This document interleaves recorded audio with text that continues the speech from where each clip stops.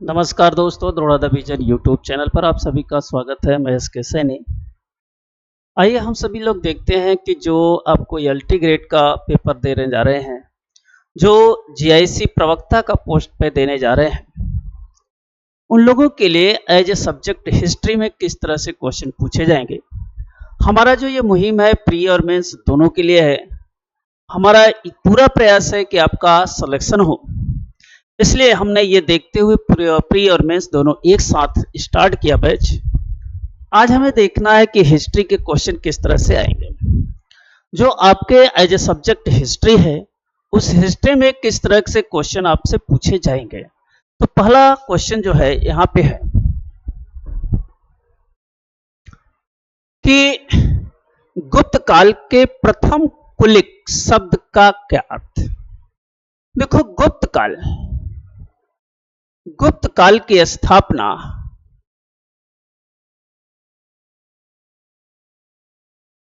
कोई श्रीगुप्त ने किया था। श्रीगुप्त ने किया था।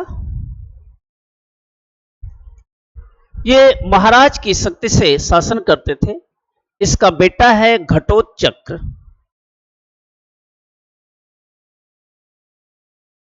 इसका बेटा है चंद्रगुप्त प्रथम। इसका बेटा है समुद्रगुप्त।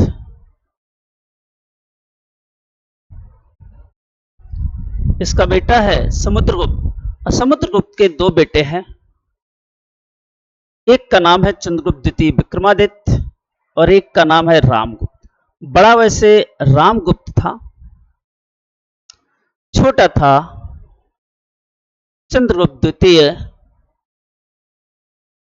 विक्रमादित्य। ऐसे उपाधि धारण किया था। गुप्त वंश की स्थापना श्रीगुप्त नामक कोई शासक ने किया था। ये महाराज की उपाधि थे।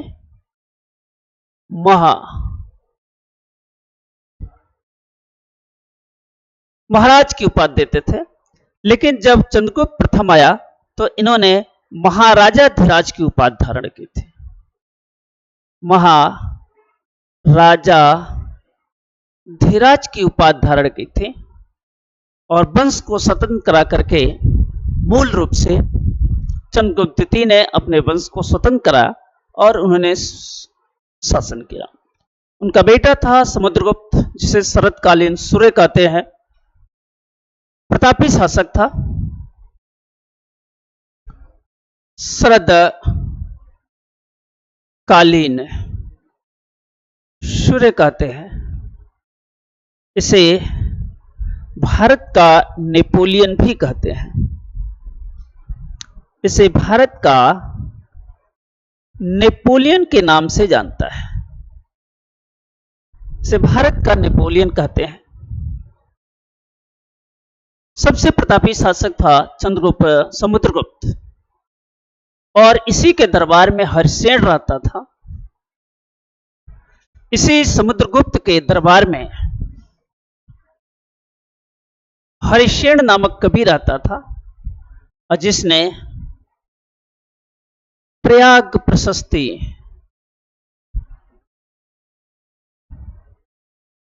प्रशस्ति अभिलेख लिखा हुआ है। प्रयाग प्रशस्ति अभिलेख जो है प्रयागराज में है। संस्कृत भाषा में लिखा गया अभिलेख है जो समुद्रगुप्त के शासनकाल में लिखा गया।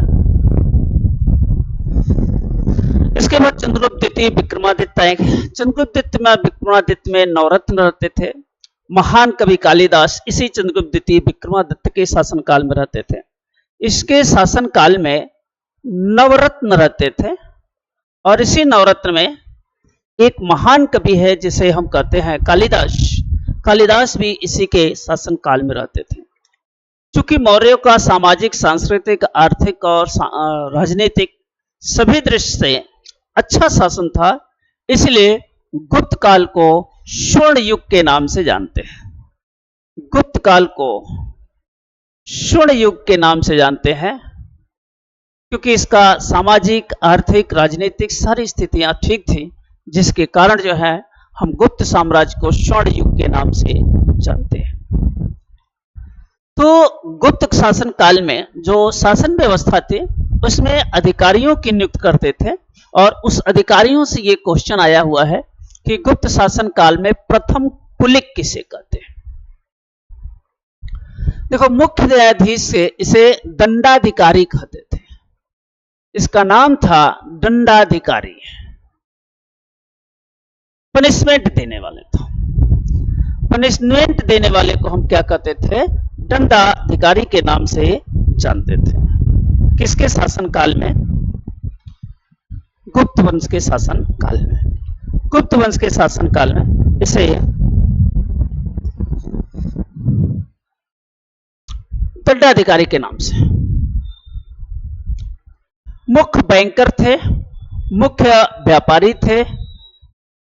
मुख्य बैंकर को जो बैंकिंग का काम करते थे, पैसे की लेन देन का काम करते थे, ठीक है, इसे हम कहते थे ऋणिक। ऋणिक व्यवस्था थी। मुख्य व्यापारी को सार्थवाह कहते थे और शिल्पकार को कुलिक के नाम से जानते थे। तो चूंकि आपसे कुलिक वाला पूछा हुआ है, इसलिए ऑप्शन जो सही होगा वो डी सही होगा। शिल्पों का जो था व्यवस्था वो कुलिक होता था अधिकारी। मुख्य व्यापारी जो होता सार्थवाह कहा जाता है, जो बैंकर का काम करता था, पैसे की लेन देन करता था, चेकर्स का काम करता था, ऋणिक होता था। मुख्य न्यायाधीश को दंडाधिकारी कहते थे। इस तरह से उन्होंने क्या किया था? अधिकारियों की नियुक्ति किया हुआ था, जो पूरे शासन व्यवस्था को, प्रशासन व्यवस्था को चलाए रखता था।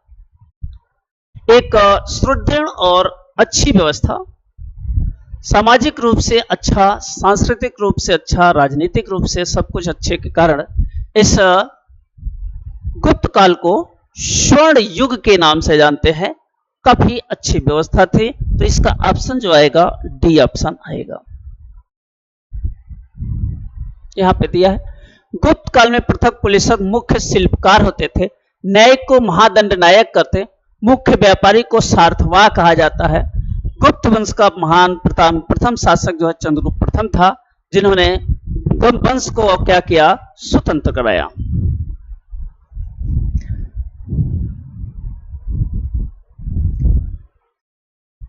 कह रहा है वो भुर्ज वर्च छाल कहां पाई गई जिस पर ऋग्वेद की प्रार्थनाएं यानी सूक्त लिखी गई? कश्मीर में है, महाराष्ट्र में है, बंगाल में है, बिहार में। देखिए, भुर्ज एक वृक्ष था।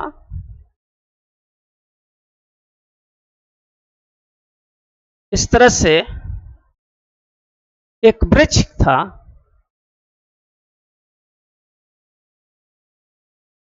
इसके जो छाल होता था,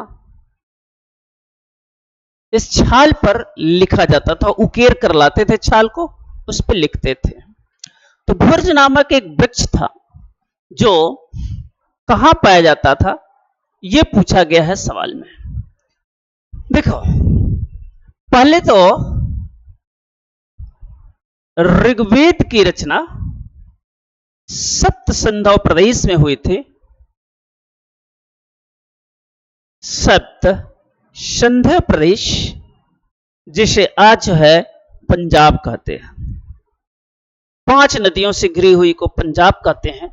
उसी में सप्त सिंधु प्रदेश था जहां पर ऋग्वेद की रचना हुई है। सबसे पुरानी जो हिंदुओं का वेद है वो ऋग्वेद है। इसके बाद 3 रचनाएं हुई है, यजुर्वेद, सामवेद और अथर्ववेद।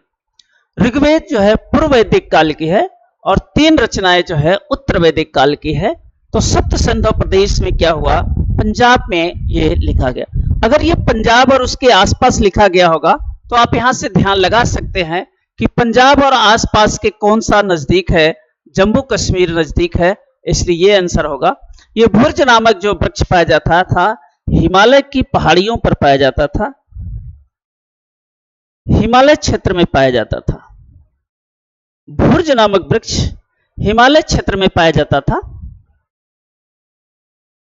हिमालय क्षेत्र में पाया जाता था,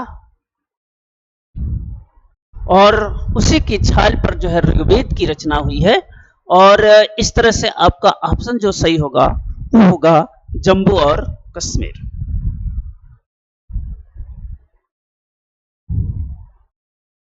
अगला क्वेश्चन फिर हम लोग देखेंगे। भुर्ज जम्मू कश्मीर में पाई गई जिस ऋग्वेद की वैदिक रचनाएं सूक्त लिखी गई, लगभग 150 वर्ष पहले ऋग्वेद को सबसे पहली बार छापने के लिए इस भुर्ज वृक्ष की छाल का उपयोग किया गया था। यह पांडुलिपि जो है पुणे महाराष्ट्र के पुस्तकालय में सुरक्षित है। अगर पूछा जाए तो ऋग्वेद की जो पांडुलिपि है, पांडुलिपि कहते किसके द्वारा है? हस्तलिखित नोट, हस्त लिखित नोट्स को हम क्या कहते हैं? हस्तलिखित नोट्स को पांडुलिपि कहते हैं। और जो भुर्ज के पेड़ पर ऋग्वेद की रचनाएं हुई है वो पुणे के महाराष्ट्र के पुस्तकालय में सुरक्षित रखा गया है। ऋग्वेद में 1000 से ज्यादा प्रार्थनाएं जिन्हें सूक्त कहा जाता है। और ऋग्वेद में प्रार्थनाएं हैं। प्रार्थनाएं मतलब क्या होता है? ईश्वर की प्रार्थना है। इसमें यह बताया गया है कि ईश्वर से प्रार्थना कैसे करना चाहिए। अगर प्रार्थना में कोई त्रुटि हुई तो ईश्वर गुस्सा जाएंगे और फल के बजाय जो है आपको श्राप देंगे। तो ऋग्वेद में यह रचना गई है। जब यह पूर्व वैदिक काल की रचना है, ऋग्वेद पूर्व वैदिक काल की रचना है। यह पूर्व वैदिक काल की रचना है, जब आर्यों का आक्रमण हो रहा था। इसके बाद उत्तर वैदिक काल में यजुर्वेद, सामवेद और अथर्ववेद, ये 3 रचनाएं बाद में हुई हैं। अथर्ववेद में तंत्र मंत्र है, तंत्र मंत्र यहां है। इसी वेद में भगवान राम का भी वर्णन है। इसी में बुद्ध का वर्णन है। बुद्धो उपदेशः के नाम से अथर्ववेद में रचना है, जो एक जगह उनके नाम को उल्लिखित किया गया है। तो इस तरह से जो हमारी प्रार्थनाएं हैं, ईश्वर के प्रति झुकाव प्रार्थना, वो ऋग्वेद में मिलती है। इसके बाद अगला क्वेश्चन देखेंगे। निम्नलिखित में कौन सी तमिल कृति आम पुरुषों और महिलाओं के जीवन के बारे में सूचित करती है? भारत का एक सबसे दक्षिण में इलाका है तमिलनाडु।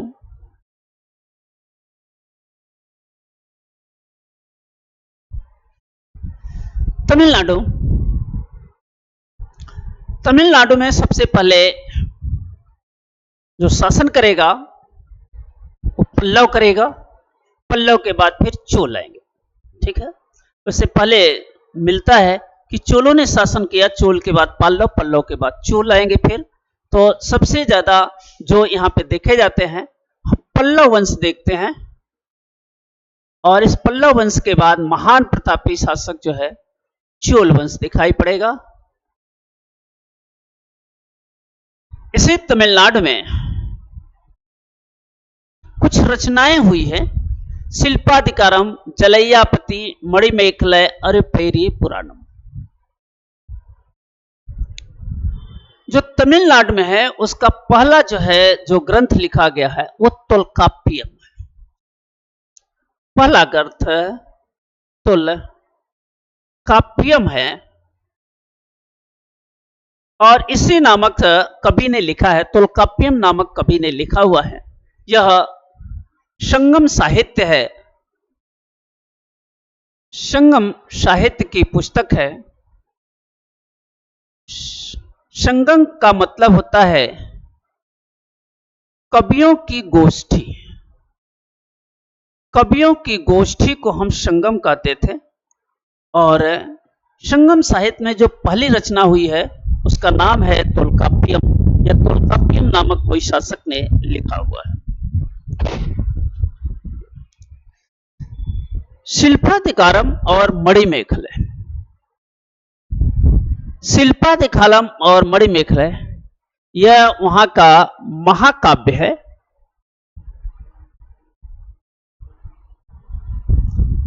जो बौद्ध धर्म से रिलेशन है।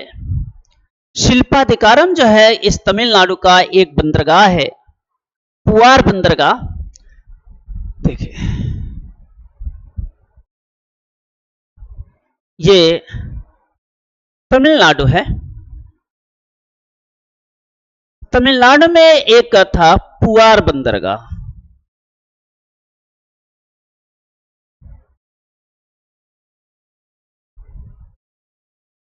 पुआर बंदरगाह है और यहाँ पे दो नायक, एक नायक और एक नायिका, जिसका वर्णन है शिल्पाधिकारम में, जिसमें एक का नाम है कोवलम, दूसरी का नाम है कड़गी। एक का नाम है कोवलम और एक का नाम है कड़गी। एक का नाम है कोवलम और एक का नाम है कड़गी। ऐसे ही लिख दो।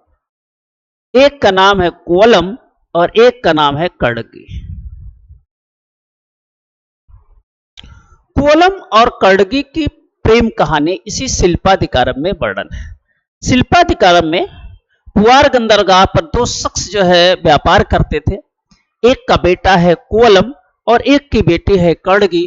कोवलम और कड़गी की जो प्रेम कहानी है वो इसी शिल्पाधिकारम में निहित है, महाकाव्य है। लेकिन आगे इसी में है कि कोवलम जो है एक वेश्या के चक्कर में पड़ता है।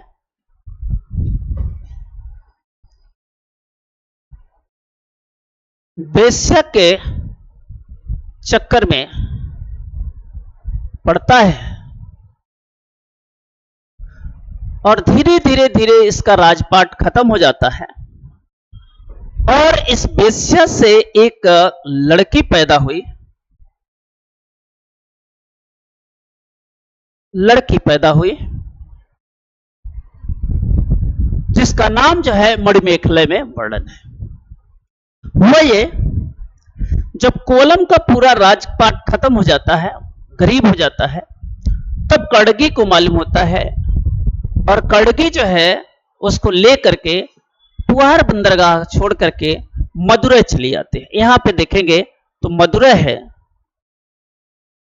वो मदुरै चली जाती है और मदुरै में वो अपने पायल का एक जोड़ा बेचने के लिए उसे देती है। पायल के जोड़े में से एक पायल उसे बेचने के लिए देती है और उसी दिन मदुरै के जो रानी है उनका जो है पायल चोरी हो गया था। जब सुनार के पास कोवलम जाता है तो वहां पे वो पकड़ लेता है और राजा के पास ले जाता है, उसे दंडित करता है, मृत्यु दंड देता है। कड़गी को बाद में पता चला और दौड़ते हुए जब इस मदुरै की राजा के दरबार में जाती है अपने पायल का दूसरा सेट लेकर के, और राजा को दिखाती है, राज दरबार में बैठा हुआ राजा कि ऐसे ही पायल को फेंकती है, उसका दरबार जो है धू धू करके जलने लगता है। राजा को भी बहुत दुख हुआ कि हमने गलत फैसला लिया और इस कड़गी को जो है दक्षिण भारत की सीता के नाम से जानते हैं। मदुरै चौराहे पर आज भी इसका जो चित्र लगा हुआ है कड़गी का। इसके बाद आगे की जो वेश्या थी उसको यह खबर मिली कि कोवलम जो है इस दुनिया से चल पड़ा, तो इस वेश्या ने अपने लड़की के साथ दोनों मिल करके, लड़की और दोनों वेश्या ने क्या किया, बौद्ध धर्म स्वीकार कर लिया। बौद्ध धर्म स्वीकार कर लिया और बुद्धम शरणं गच्छामि वो कहानी जो है मणिमेखले में दिया गया। तो मणिमेखले और शिल्पाधिकारम दोनों में कोवलम और कड़गी और की प्रेम कहानी का वर्णन है और यह बौद्ध धर्म से है, महाकाव्य है। तो ये दोनों तो नहीं हो सकता पुरुष और महिला के बारे में। क्यों? क्योंकि कोलम और कड़गी दोनों जो है एक बिजनेस व्यापारी के लड़के और लड़की है, आम आदमी का कोई इसमें रोल नहीं है, तो इसलिए इसमें होना नहीं है। पेरिय पुराणम, जिसे पेरिय पुराणम, देखो यहां लिखा, 4वीं शताब्दी में तमिल कृति पेरिय पुराणम में आम पुरुषों और महिलाओं के जीवन के बारे में सूचित करता। शिल्पाधिकारम में तमिल साहित्य के प्रथम महाकाव्य के रूप में जाना जाता है। इस महाकाव्य की रचना इलांगो आदिंगल ने किया था। शिल्पाधिकारम की रचना किसने किया था? अगर पूछा जाए कि शिल्पाधिकारम की रचना किसने किया था, इंपॉर्टेंट है, तो आपको पूछना पड़ेगा, लिखना पड़ेगा इलांगो आदिंगल ने किया था। वलैयापति संगमकालीन प्रसिद्ध महाकाव्य है। इसका तमिल साहित्य में महत्वपूर्ण स्थान है। वलैयापति जो है संगमकालीन साहित्य का इंपॉर्टेंट पार्ट है। मणिमेखले 3 छंदों में महाकाव्य है। इसकी रचना का चितलाई चतनार है। मणिमेखले को लिखने वाले चितलाई चतनार है। तो इस तरह से जो आपका प्रश्न है उस प्रश्न का जवाब पेरिय पुराणम होगा, क्योंकि पेरिय पुराणम में आम आदमी का वर्णन लिखा गया है। तो पेरिय पुराणम में ऑप्शन डी हुआ। इस पेरिय पुराणम में आम आदमी के जीवन के बारे में वर्णन किया गया है। क्वेश्चन नंबर अगला भी देखते हैं हम लोग। निम्नलिखित में से कौन सा मेल नहीं खा रहा है, यह पूछना है। खजुराहो चंदेल। देखिए, अगर भारत की इस तरह से रचना देखा जाए,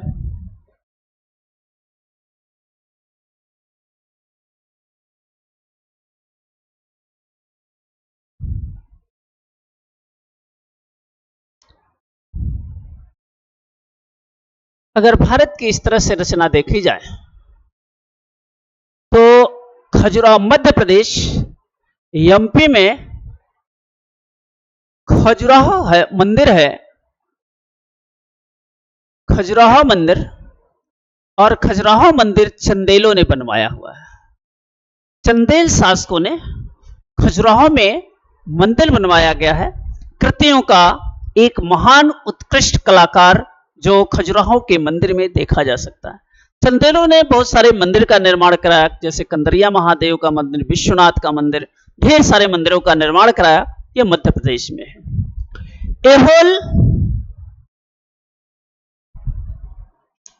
एहोल जो है इधर आंध्र प्रदेश और उसके आसपास था।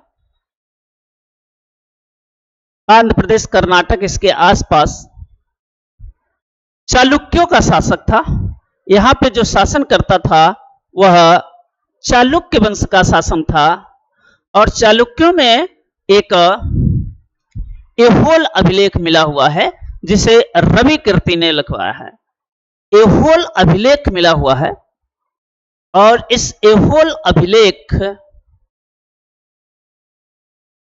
रवि कीर्ति ने लिखा हुआ है। महान जो है रवि कीर्ति था।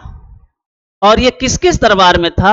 वह था पुलकेशिन द्वितीय के दरबार में था। पुलकेशिन द्वितीय के दरबार में इन्होंने पुलकेशिन द्वितीय के दरबार में रवि कीर्ति ने एक अभिलेख लिखा हुआ है जिसका नाम है एहोल अभिलेख। यह पुलकेशिन द्वितीय के शासनकाल में था आंध्र प्रदेश। तो यह भी सही है, यह भी सही, हमें नहीं बताना है। कांचीपुरम, अब हम आएंगे तमिलनाडु में। यहां पे कांचीपुरम में कैलाश मंदिर है। कांचीपुरम में कैलाश मंदिर जो बनवाया है वह पल्लव ने बनवाया है। पल्लव शासकों ने बनवाया है। कांचीपुरम में कैलाश का मंदिर पल्लव शासकों ने बनवाया हुआ है और इस पल्लव शासक का कैलाश मंदिर नरसिंहवर्मन द्वितीय ने बनवाया है। पल्लव शासक नरसिंहवर्मन द्वितीय ने बनवाया। इस मंदिर का निर्माण नरसिंहवर्मन द्वितीय ने करवाया है। नरसिंहवर्मन द्वितीय ने कांचीपुरम में कैलाश मंदिर का निर्माण करवाया हुआ है, जो एक शैव मंदिर है। महाबलीपुरम, महाबलीपुरम ये चोल दिया है, ये गलत है। चोला नहीं है बल्कि क्या है, पल्लव शासक है। महाबलीपुरम यहीं पे है।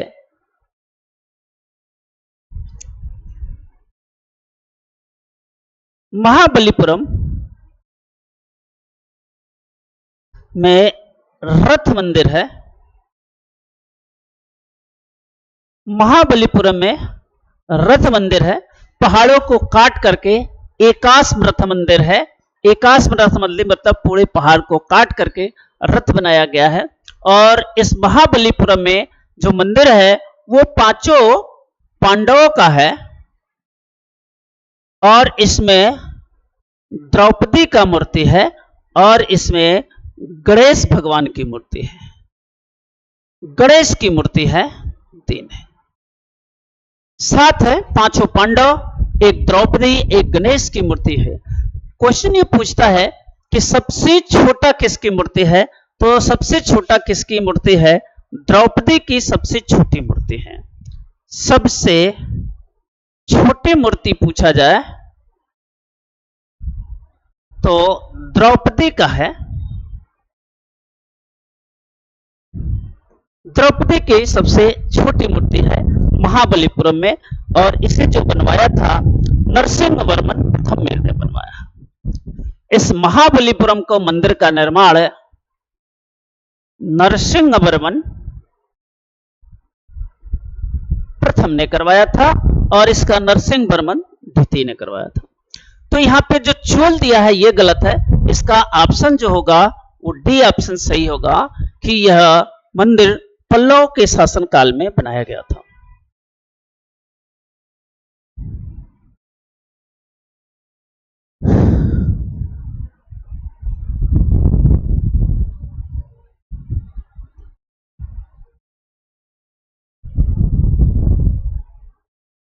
अगला जो क्वेश्चन है वो मेडाइवल से आपके क्वेश्चन दिया हुआ है। मेडाइवल हिस्ट्री जिसमें तुर्कों का भारत पर आक्रमण शुरू हुआ। पहला है तवारीख, सुशिक्षित व्यक्तियों द्वारा उर्दू में लिखा गया था। तवारीख जो है कई महान लेखकों ने लिखा। तवारीख को लिखने वाले बरनी है, कादिर बदायूनी है। कादिर बदायूनी ने भी लिखा हुआ है और इसको लिखने वाले और दूसरे कलाकार है जिसका नाम है बरनी। कई लोगों ने लिखा हुआ है तवारीख को। पहला करा यह सुनिश्चित व्यक्ति है, उर्दू में लिखा गया है। तवारीख के लेखक नगरों में रहते थे, सही बात है। जो लेखक है, कवि है, पैसे वाले हैं, वो कहां रहेंगे, नगर में रहेंगे, गांव में तो रहेंगे नहीं। वे प्रायः अपने इतिहास सुल्तानों के लिए उनसे ढेर सारे पुरस्कार पाने की आशा में लिखा करते थे, ये भी सही है। वो इस आशा में पुस्तकों को लिखते थे कि हमें राजा जो है खुश होकर के इनाम देगा। इसलिए इन पुस्तकों की विश्वसनीयता कम मानी जाती है, क्योंकि ये राजाओं के बारे में जो लिखा हुआ है वो बढ़ा चढ़ा करके लिखा गया है, विश्वसनीयता पर प्रश्न लगता है। फिर भी लिखी गई ये पुस्तक है, इससे नकारा नहीं जा सकता। तो इसका ये दूसरा भी सही है, तीसरा भी सही है। दूसरा तीसरा का मतलब ऑप्शन बी आपको सही मिलेगा। बोथ ऑप्शन एक बी, सेकेंड और थर्ड। इसका जो ऑप्शन सेकेंड और थर्ड सही मिलेगा, तो फर्स्ट गलत कहां है ये देखना है। ये फर्स्ट, ये जो उर्दू में लिखा गया है ये बात गलत है। ये फारसी भाषा में लिखा गया पुस्तक है अरबी और फारसी में लिखा गया यह पुस्तक है, न कि इसमें जो लिखा गया है भाषा वो तवारीख फारसी भाषा में लिखा गया एक पुस्तक है। यह उर्दू में नहीं लिखा गया है बल्कि अरबी और फारसी भाषा में लिखा गया है। फारसी भाषा में लिखा गया एक पुस्तक है, अरबी भाषा में, उर्दू भाषा में नहीं है। तो इसका ऑप्शन जो है 2 और 3 सही होगा, 1 गलत होगा।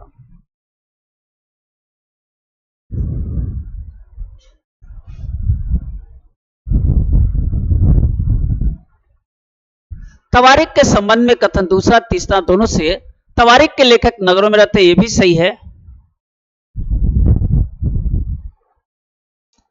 तवारीख फारसी भाषा में लिखा गया है, बता दिया आपको। अगला, निम्नलिखित में से कौन सी रचना सूरदास द्वारा संकलित नहीं है? सूरदास सगुण भक्ति के समर्थक है। सगुण भक्ति शाखा के समर्थक है।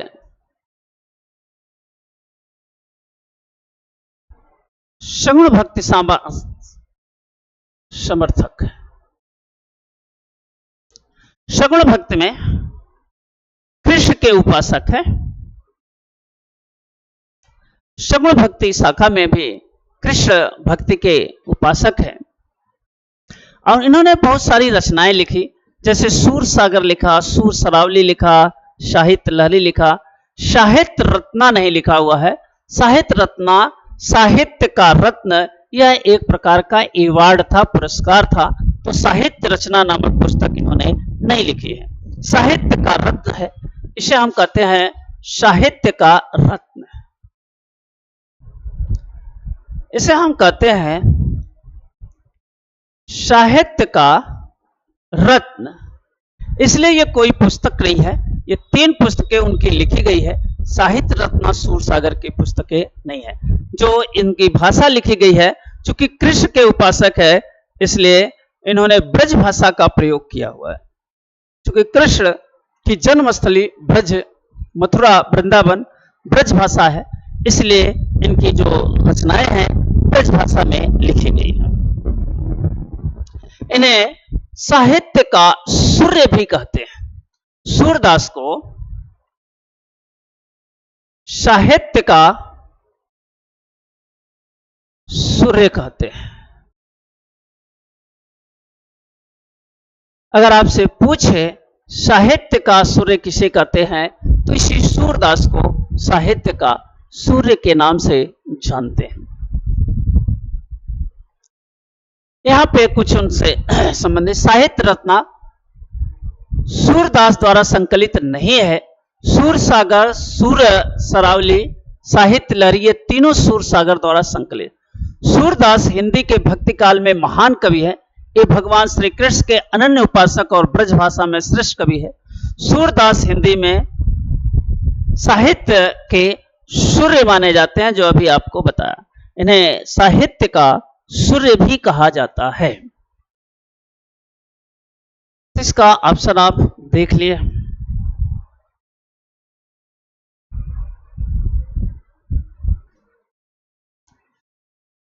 यह भी सवाल आपका मॉडर्न इंडिया से है। मुगल शासक से मॉडर्न इंडिया शुरू हो जाता है। ये मॉडर्न इंडिया से आपका सवाल है। सवाल देखिए क्या है।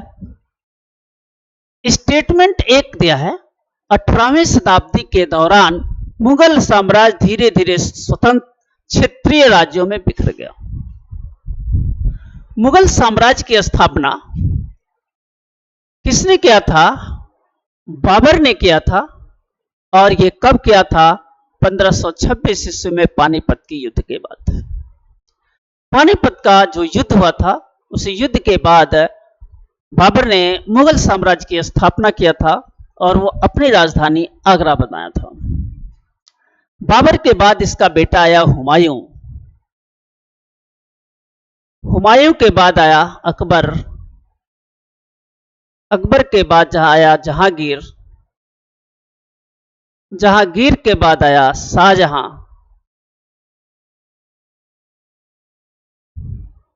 शाहजहां, शाहजहां के बाद आया औरंगजेब, औरंगजेब के बाद आया परवर्ती मुगल।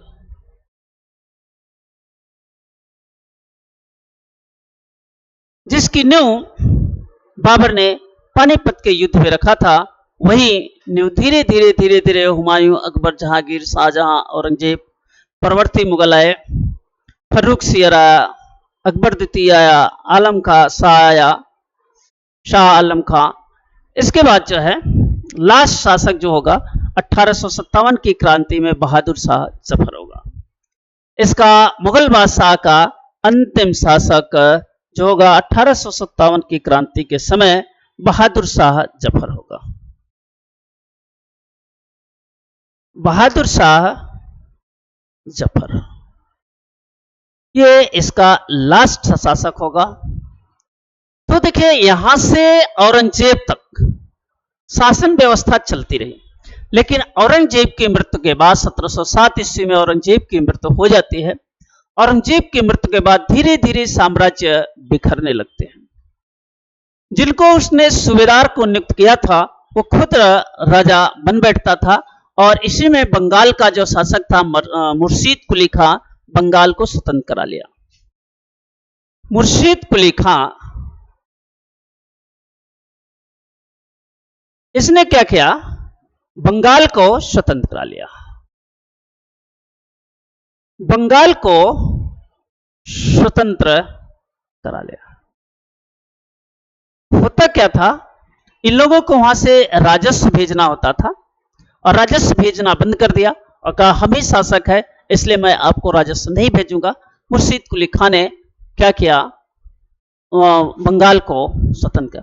मुर्शीद कुली खां एक हिंदू लड़का था। मुर्शीद कुली खां एक हिंदू लड़का था जिसका नाम था सूर्य नारायण मिश्र। इसका पूर्व नाम है सूर्य नारायण मिश्र है।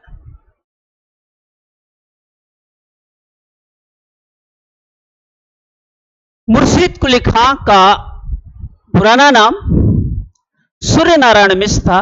यह एक ब्राह्मण परिवार में पैदा हुआ, और इसको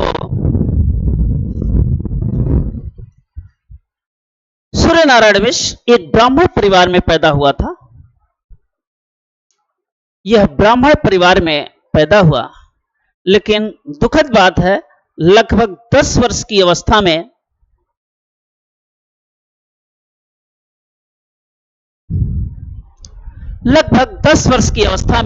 एक हाजी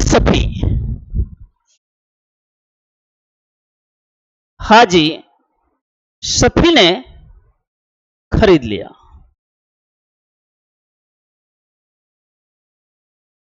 महज 10 वर्ष की अवस्था में सूर्य नारायण मिश्र जो एक हिंदू से ताल्लुक रखता था, 10 वर्ष की अवस्था में उसे बेच दिया गया, और एक हाजी सफी नामक शासक ने जो मुगल दरबार में रहता था वो खरीद लाया, और खरीद करके उसे हिंदुओं में मुस्लिमों में कन्वर्ट कर दिया। मुस्लिमों में कन्वर्ट करने के बाद तब उसका नाम पड़ा मुर्शीद कुली खां। इसके पहले वो सूर्य नारायण मिश्र के नाम से जाना जाता था। तो मुर्शीद कुली खां ने क्या किया था, बंगाल को स्वतंत्र कराया और इनको टैक्स देना बंद कर दिया। तो एक तो सही है। दूसरा में देखो, कारण में देखो, मुगल सम्राटों की सत्ता के पतन के साथ साथ कई प्रांतों के सूबेदार और बड़े जमींदारों ने भारतीय उपमहाद्वीप के विभिन्न हिस्सों को अपनी शक्तियों को प्रबल करा लिया। इसमें ए सही है, ए और आर दोनों सही है, आर ए की व्याख्या भी करता है। इसमें दोनों ऑप्शन सही है, आर और ए दोनों सही है, और उसके आर और ए की व्याख्या भी करता है मुगल साम्राज्य के बारे में। एक क्वेश्चन और देखते हैं हम लोग।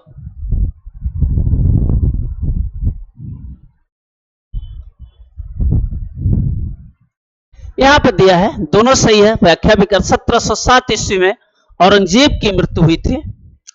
औरंगजेब की मृत्यु के पश्चात 1707 में मृत्यु हो गया और 18वीं शताब्दी में अहमद शाह अब्दाली ने आक्रमण से मुगल साम्राज्य को धीरे धीरे कई स्वतंत्र क्षेत्रीय राज्यों में बिखर गया। अहमद शाह अब्दाली भी इस समय आक्रमण किया।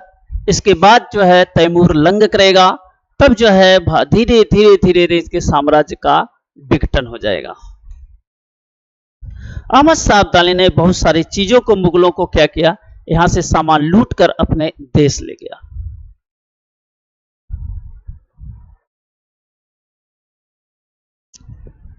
देखो, किस क्षेत्र में भूस्वामियों को बिल्लाल कहा जाता था। देखिए, ये भारत का हिस्सा है और भारत का ये दक्षिण वाला पार्ट है, ये उत्तर वाले पार्ट है। उत्तर वाले में जमींदार होते थे। दक्षिण भारत में जो किसान होते थे उनको हम बिल्लाल कहते थे।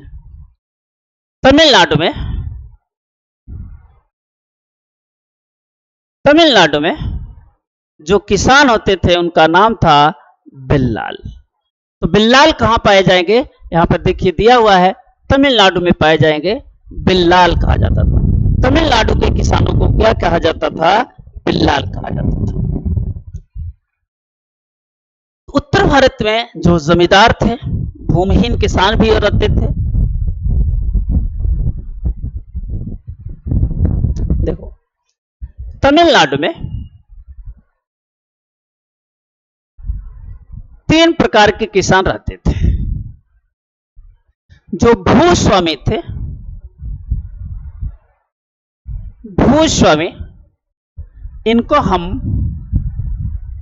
बिल्लाल कहते हैं, लार कहते हैं। और उत्तर भारत में इनको क्या कहते थे, जमींदार कहते थे। अगर हम उत्तर भारत में इनको कहेंगे तो जमींदार कहेंगे। दूसरे पर साधारण हल चलाने वाले थे। साधारण हल चलाने वाले थे।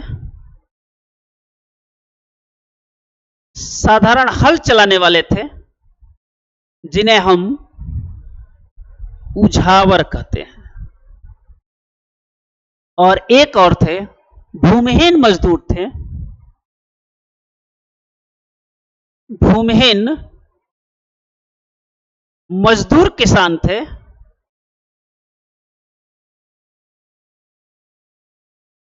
इनको हम कवय सियार कहते हैं। तो ये दक्षिण भारत में 3 तरह से जो है आपको किसान मिलेंगे। अब हम मेंस की बात करेंगे। क्या लिखेंगे, क्वेश्चन लिख करके आप भेजेंगे। तो क्वेश्चन जो आप मेंस के लिए लिखेंगे, आपको होमवर्क दिया जाएगा। मेंस के लिए क्वेश्चन आपको 3 लिखना है। एक ही क्वेश्चन लिख के दिखाना है। गुप्त काल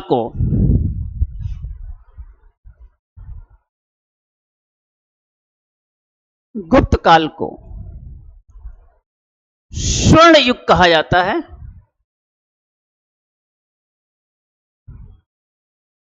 स्वर्ण युग कहा जाता है। टिप्पणी कीजिए।